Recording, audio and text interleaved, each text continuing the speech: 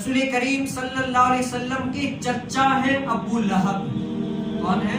رسول کریم صلی اللہ علیہ وسلم کے چچا ہیں ابو لہب جو کافر ہیں. کیا ہے؟ جن کے لیے مذمت قرآن میں آئی ہے تبت یدا ابی لہب وتب.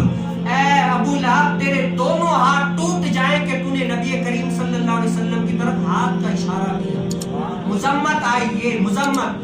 تو کیا ہوا؟ جب ایک مرتبہ حضرت سیدنا حضور کریم صلی اللہ علیہ وسلم اس ظاہری دنیا میں آ رہے تھے نا، عرب کا رواج تھا اگر لڑکی پیدا ہوتی تو ان کو کیا کرتے؟ زندہ درگور کرتے تھے. اگر لڑکا ہوتا تو خوشیاں مناتے. تو جب رسول کریم صلی اللہ علیہ وسلم اس ظاہری دنیا میں آئے نا تو ابو لہب کی لونڈی حضرت صوبیہ انہوں نے کیا ابو لہب کو خوشخبری دی کہ اے ابو لہب مبارک ہو کہ تمہارے بھائی کے ہاں بیٹا پیدا ہوا ہے. جب یہ خوشخبری سنی کہ بیٹا پیدا ہوا ہے نا تو ابو لہب نے انگلی کے اشارے سے اس لونڈی کو آزاد کر دیا. کیا کر دیا؟ آزاد کر دیا. اس کو یہ یعنی نفع ملا کہ اللہ تعالیٰ نے اس کافر پر بھی عذاب میں تخفیف کر دی. کیا کر دی؟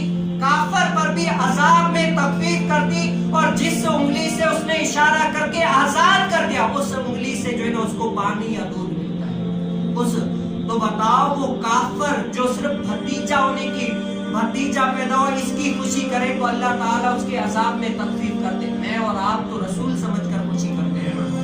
میں اور آپ اب دونوں جہان کے آقا سمجھ کر خوشی کرتے ہیں کہ یہ نبی اس دنیا میں آئے تو اندھیرے چھٹ گئے، ہر طرف اسلام ہی اسلام آ گیا.